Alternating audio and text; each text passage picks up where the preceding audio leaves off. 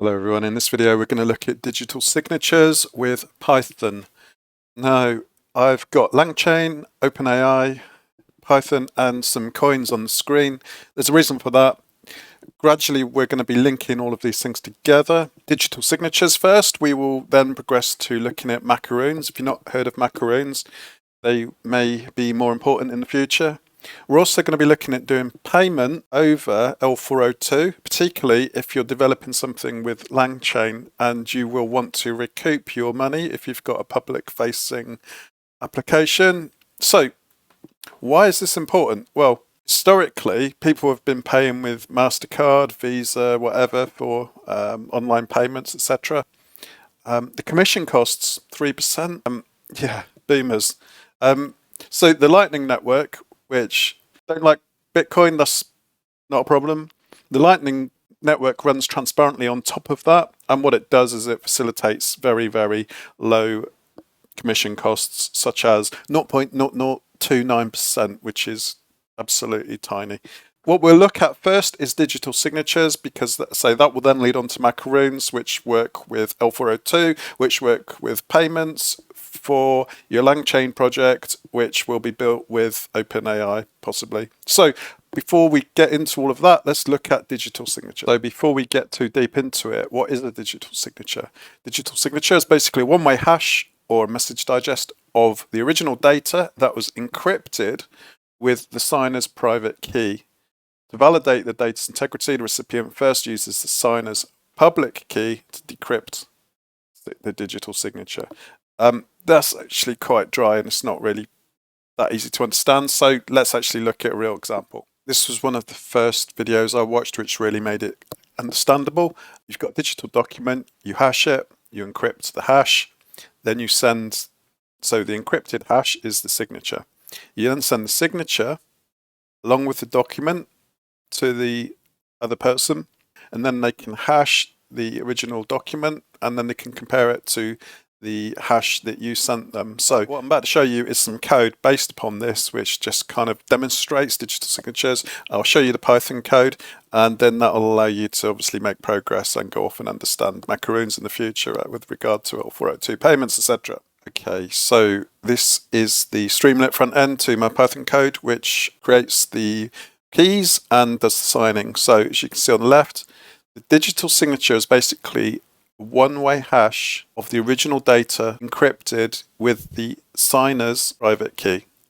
So to start with, the sender generates a key pair. So that's a private.pem file and a public.pem file.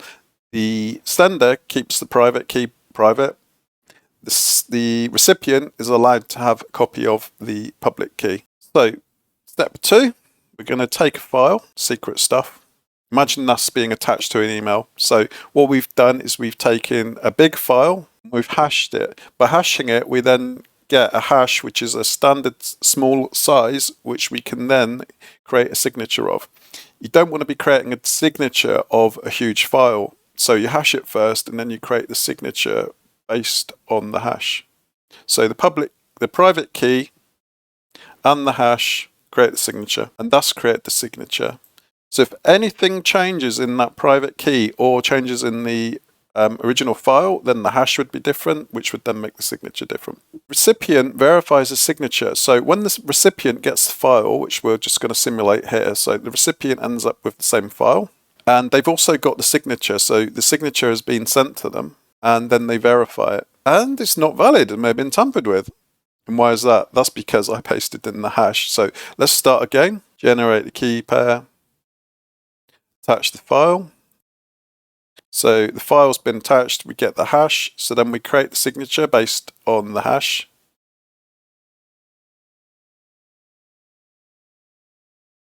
Then the recipient, they receive the file. And then they enter the signature and they attempt to verify it. Signature is valid, the file's not been tampered with. So by using their public key, they can then access the hash. So the hash, the original hash was this. And once they hash the attachment, they then get a hash. Those two hashes should match. And that's what this code's doing. So we've taken the original document, we've hashed it. Then using our private key, we can then sign that hash. Then we send it to the far end. And then when they get it, they unlock it with their with the public key, but they can extract the hash. And then they can compare the hash, the original hash, with the new hash, which they then can produce. So they hash the document when it reaches their end, and they compare the hash which they've created with the original hash. And the original hash could not have been tampered with because it was digitally signed. So takes a bit of getting your head around, and I say the best video to watch is this one, digital signatures. The link to that is actually down here in my Streamlit app. So if you play around with it, just keep. Let me just show you what would have happened then if the file had been modified. So what we've just done is we've sent the file which hasn't been modified. Now we'll modify it. So we generate the key pair, public, private key pair. We'll attach the file. So this is basically us sending it. Imagine we're sending it as an email. We've got the hash of it. Now we've created the digital signature. So if the file's been modified, let's just go in and modify the file. Secret stuff. And then if I just add another line at the end, in fact, I didn't even need to do that. What I could have just done would have just gone in modified a value. So instead of 120, I could have changed that to 140. That value has now been modified. And then when the recipient opens it, they've got that file, but they put in the original signature, verify it. The signature's not valid. The file may have been tampered with. That's because the original file was changed, which meant that the hash is different. And then when you sign that hash with your key, or when you compare, you've got a different hash to what the original hash was. So that's the project. Let me just show you the code. And there's a lot of Streamlit code here. I'll put this on GitHub, and you can feel free to download it and experiment and modify it yourself. So we've got functions here, which is generate the key pair, which is basically using a public-private key pair using RSA. Here you're actually creating a signature. So the signature uses SHA-256 because what it's doing is it's hashing the original document. And then you've got a verify signature, which is basically using the public key. So you've got the public key, you've got your original data, and you've got the signature. So you need those three things. And then that's the Streamlit code, which and that's just a text page. So that's the actual code. So if you want to copy that, feel free. I'll put the link in the video description. Now, getting back to the original thing, why is it important to understand digital signatures? Because let's have a look at this. So if you're interested in Langchain, there's a new thing called Langchain Bitcoin, which is basically the L402. The 402 is the error or the status code. So if you're familiar with error 404, this would be 402. And it's an unused or hitherto unused code, which is now going to be used.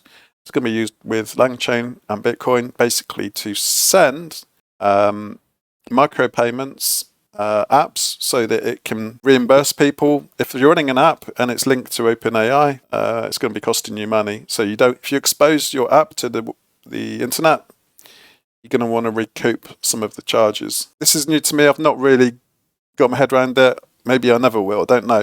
But you see this word here, Macaroons. So one thing led to another. So I went from OpenAI to Langchain to Langchain Bitcoin. And then I saw this word Macaroons. So that led me down another rabbit hole. And we'll look at Macaroons in due course. But Macaroons are basically a more flexible form of cookies. We'll look at that in a future video, perhaps. So all that is basically allowing you to send payments, micropayments. Let me just demonstrate it. So this is the site that I've made. The back end is FastAPI with Langchain. So what I'm going to show you is its front end's obviously HTML and JavaScript, but the JavaScript then calls the FastAPI. So let's ask it a question. At the moment, it's just the OpenAI chat, so there's no kind of, it doesn't handle maths, it doesn't handle search engine searches or anything. So it's just the basic chat GPT. So let's ask it, when was Python invented? Send the question. And this is using L402 or the Lightning Network. And I'm going to send 10 Satoshis, which is equivalent to $0.00. These are micropayments. So imagine you're streaming something or you're listening to a podcast. These micropayments could pay every 2 minutes. They could pay 10 Satoshis. And after maybe an hour, you might have paid 3 or 4p to listen to a podcast. So it's sending micropayments. If I click that, you see up here, successfully paid. So because I've paid it, it then goes off and runs the code and returns the response. Python was invented in the 1980s by Guido van Rossum. The first version was 0.90, released in February 1991. What you just saw there was a browser extension called getalby. That allows you to send the Lightning payments through your browser.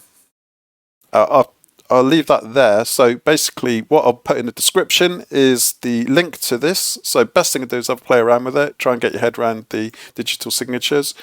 The link in my code is also there's a link to this video which describes the process of taking a document, hashing it, encrypting it with digital signature. Then at the far end, you can see the digital signature gets removed and you're left with the original digital document, which you can then hash.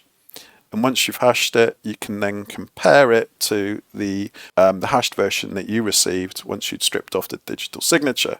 So yeah, thanks for watching this digital signature verification demo video. And yeah, I'll see you in the next video.